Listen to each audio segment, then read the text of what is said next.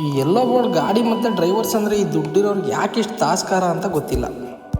ಯಾವ ಮಾಲ್ ಅಂತ ಬೇಡ, ಯಾವುದೋ ಒಂದು ಕೆಲಸದ ಮೇಲೆ ಮಾಲ್ಗೆ ಹೋದರೆ ಎಲ್ಲ ಫ್ಲೋರಲ್ಲೂ ಪಾರ್ಕಿಂಗ್ ಸ್ಲಾಟ್ ಖಾಲಿನೇ ಇದ್ದಾವೆ.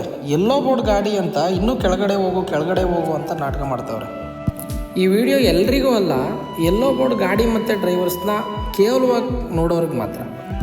ಅಲ್ಲ ಗುರು, ನೀವು ತಲೆ ಬಾಚೋ ಬಾಚಿಣಿಕೆಯಿಂದ ಹಿಡಿದು ಕಾಲಿಗೆ ಹಾಕೋ ಚಪ್ಪಲಿವರೆಗೂ ಟ್ರಾನ್ಸ್ಪೋರ್ಟ್ ಮಾಡೋದು ಈ ಎಲ್ಲೋ ಬೋರ್ಡ್ ಡ್ರೈವರ್ಸೇ. ಈ ಬೆಂಗಳೂರು ಸಿಟಿ ಟ್ರಾಫಿಕ್ಕಲ್ಲಿ ಕ್ಲಚ್ ತುಳಿದು ಕಾಲು ಎಷ್ಟೇ ನೋವು ಬಂದರೂ ನೀನು ಲಕ್ಷಗಟ್ಟಲೆ ದುಡಿಯೋ ಕೆಲಸಕ್ಕೆ ಇನ್ ಟೈಮಲ್ಲಿ ನಿನ್ನ ಆಫೀಸಿಗೆ ಕರ್ಕೊಂಡು ಹೋಗಿ ತಲುಪಿಸೋದು ಕೂಡ ಈ ಎಲ್ಲೋ ಬೋರ್ಡ್ ಡ್ರೈವರ್ಸೇ.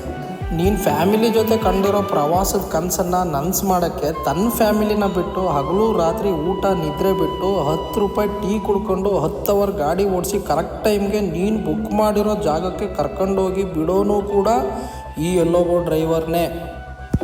ನೀನು ಅನ್ಕೋಬೋದು ನಾನು ಇದಕ್ಕೆಲ್ಲ ಕಾಸು ಕೊಡ್ತೀನಿ ಅದಕ್ಕೆ ಮಾಡ್ತಾರೆ ಅಂತ. ಕಾಸೇನು ಗುರು, ಹೇಗೆ ಬೇಕಾದರೂ ಮಾಡ್ಬೋದು. ಕಾಸಿಗೋಸ್ಕರ ತನ್ನ ಜೀವನ ಪಣಕ್ಕಿಟ್ಟು ರಾತ್ರಿ ಹೊತ್ತು ಶೋಕಿಗೋಸ್ಕರ ನಿಮ್ಮಂಥವ್ರು ಹಾಕ್ಸಿರೋ ಹೈ ಬೀಮ್ ರೇಸ್ನ ತಡ್ಕೊಂಡು ಸಾವು ಮುಂದೆ ಇದೆ ಅಂತ ಗೊತ್ತಿದ್ರೂ ಭಯ ಪಡದೆ ಮುನ್ನುಗ್ಗೋರೆ ಈ ಎಲ್ಲೋ ಬೋರ್ಡ್ ಡ್ರೈವರ್ಸ್.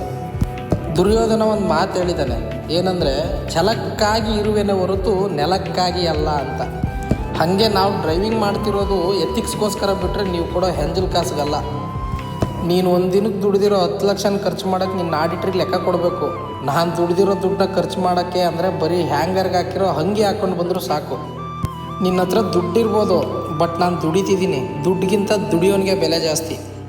ಸ್ವಾಭಿಮಾನ ಅಂತ ಬಂದರೆ ನಮ್ಮ ಅಪ್ಪ ಅಮ್ಮನೇ ಬಿಟ್ಟು ಬೆಂಗಳೂರಿಗೆ ಬಂದು ಕಾರ್ನೇ ಮನೆಗೆ ಮಾಡ್ಕೊಂಡು ಬದುಕಿರೋರು ನಾವು.